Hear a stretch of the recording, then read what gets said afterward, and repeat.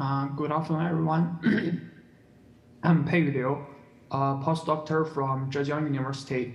Today, I would like to introduce our work in the field of IoT device recycling security, and my topic is how IoT reusing retains your sensitive data, exploring the user data disposal in used IoT devices. IoT devices are widely adopted in real-world living environments. And with the rapid technology evolution of the IoT and increasing user needs, the IoT device reusing becomes more and more common nowadays.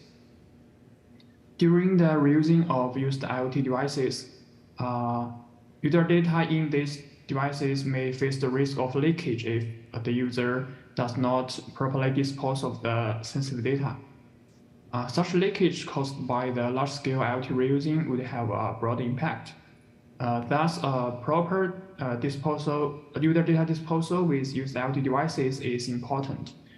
To the best of our knowledge, the user data disposal problem with used IoT devices has not been systematically investigated. A comprehensive and in-depth study is highly demanded to help users understand the potential risks of user data leakage. Intuitively, to address the above problem, we need to answer the following three questions. Which kinds of sensitive data reside in used IoT devices? Which methods can be used to dispose of sensitive data? Are existing disposal methods effective in erasing the sensitive data? In this paper, we performed the first in-depth investigation on user data disposal of used IoT devices. Our investigation integrates multiple research methods to explore the status quo and the root causes of the user data leakage with used IoT devices. This table summarizes the framework dataset, which includes more than 4,000 IoT framework images from 11 vendors. Besides, we analyzed 33 real-world IoT devices. First, we conduct a user study to investigate the user awareness and understanding of data disposal. We design and send online questionnaires to diverse participants to obtain user replies. The user study shows that the reusing of IoT device is frequent. Besides, our study indicates that users' password management of IoT devices is very poor. Many users do not really understand what sensitive data may store in a used IoT device. Moreover, about 41% of the users do not erase their sensitive data in IoT devices before selling or send it to others. Indeed, about 42 of these users have no idea about how to erase sensitive data in a used IoT device. These findings reveal an urgent need to investigate the user data disposal along with used IoT devices. After the user study, we investigate whether the reality is consistent with the user's exceptions. First, we want to answer which kinds of the sensitive data reside in used IoT devices. Intuitively, one may collect used IoT devices from users and detect sensitive data in these devices. However, this method has several inherent limitations. First, this method is insufficient for a large-scale study, since it is impractical to collect a large number of user devices.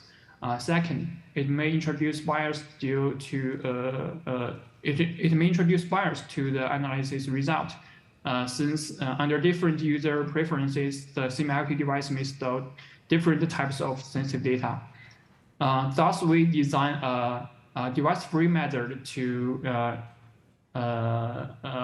analyze the first research question.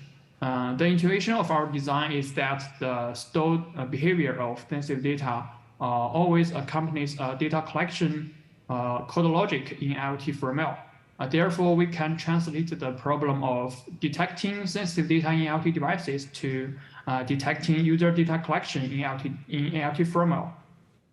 This method has multiple advantages. First, this method is scalable, and second, this method can provide a comprehensive view since it reports all the user data collection behavior in IoT framework. Although our method seems straightforward for the motivating example, applying it to the real-world IoT framework is still challenging. First, accurately identify user data collection costs among a large number of other costs is challenging. And second, it is challenging to understand the semantics of each vendor-defined API without domain knowledge. We develop a sensitive data analysis system by addressing the above challenges.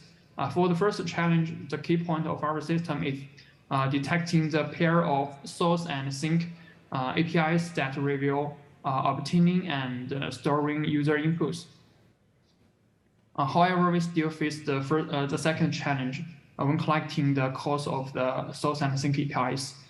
To address this challenge, we propose a two-layer API inferring method.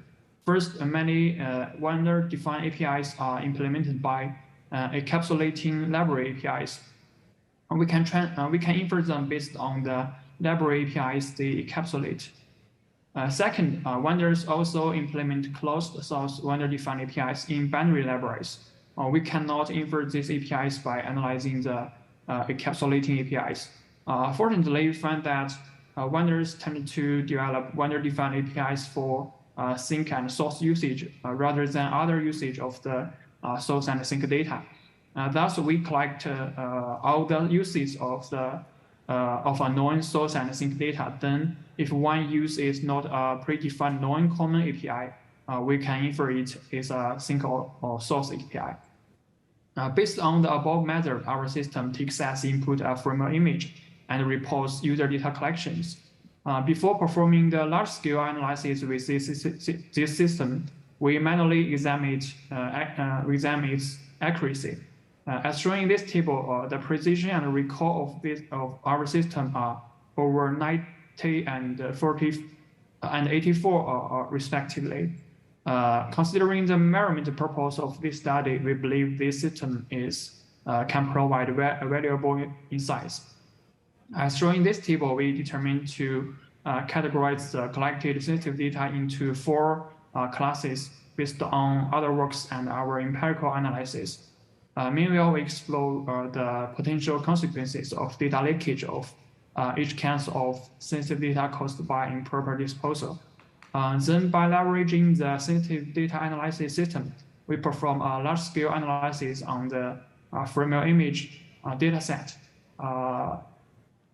We find over 120,000 user data collections. As shown in the left figure, we find that more than 43% of the analyzed framework collect at least 5 sensitive items. Our findings show that sensitive data is universal in IoT devices. We also conduct empirical study on IoT devices. The results again show that sensitive data is universal in used IoT devices. Besides, over 63 of the sensitive items are stored in plain text. Our findings reveal the importance of proper data disposal of IoT devices. Next, we conduct an empirical study on real-world IoT devices to investigate the effectiveness of existing disposal methods. In this study, we set up each device and enable as many utilities supported by the device as possible. Note that we use magic strings when configuring each utility. And then we conduct a forensic analysis to discover magic strings in each device before and after we perform data disposal. We report a data disposal method as ineffective if a magic string still exists after the disposal. We perform both dynamic and static analysis when conducting the forensic analysis. We briefly summarize a technique we used in the static analysis which allows us to discover magic strings after data disposal. To extend the service life of a flagship, IoT file systems widely adopt where living right. This figure shows an example of where living right. Giving an rewrite request, the where living right will find other free units to store the new data and then mark the old unit as invalid. Due to the where living right strategy used in flagship, the deleted sensitive data may still exist in the flagship. Therefore, we can discover the deleted sensitive data by scanning the storage units in the flagship. Our analysis results show that the disposal methods oftentimes cannot effectively erase users' sensitive data in a used IoT device. Overall, we find 23 ineffective disposal methods in 9 devices. We observe 2 characteristics of the devices that are influenced by ineffective data disposal. Based on our observations, we manually analyze more IoT firmware to infer whether they also face the risk of ineffective data disposal. Specifically, we randomly sample 500 IoT devices, IoT firmware images. We found that about 13% of the investigated firmware images face the risk of ineffective data disposal. Therefore, even aware users who perform data disposal before reselling or discarding their used IoT devices may still face the risk of data leakage. There still exist several limitations in our work. For example, we plan to leverage NLP techniques to improve the accuracy of our sensitive data analysis system. In this paper, we performed the first systematic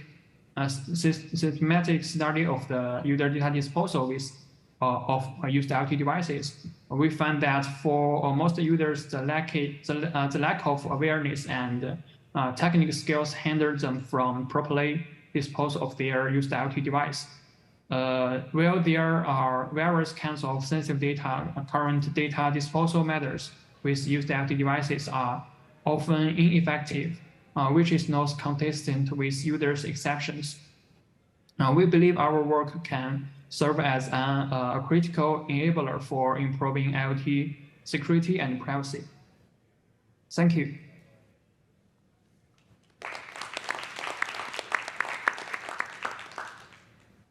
Any question from the audience? If not, I have several quick questions. Based on the firmware images that you analyzed, it looks like most of them are Linux-based firmwares. Is that true? Could you please repeat the question? Sure. Didn't really understand it. Yeah. Are most of the IoT devices that you analyze have Linux-based firmwares? Or, there are Linux-based firmwares with operating systems. There are more deeply embedded firmwares that, doesn't have the Linux file system and safe in a static flash location. Okay, thanks for the question. As shown in this table, wait a minute.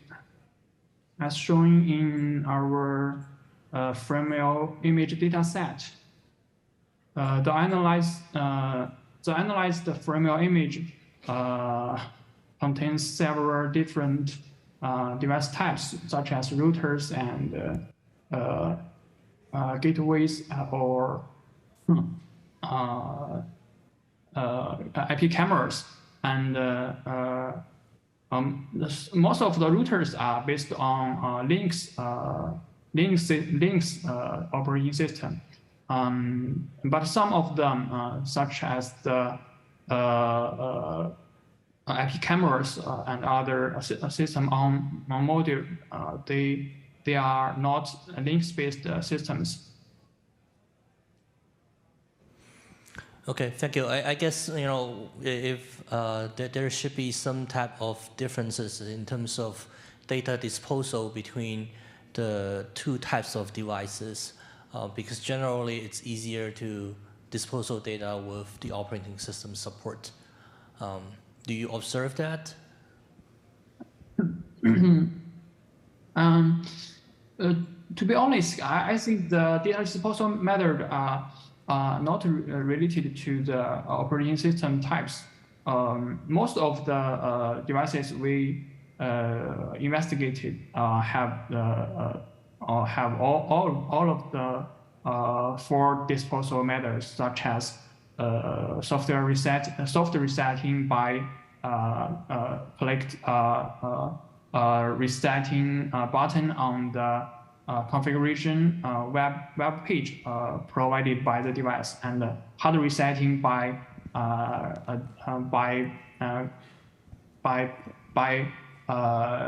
leveraging the resetting button on the device, and firmware updates and overwriting by the interfaces provided by the device.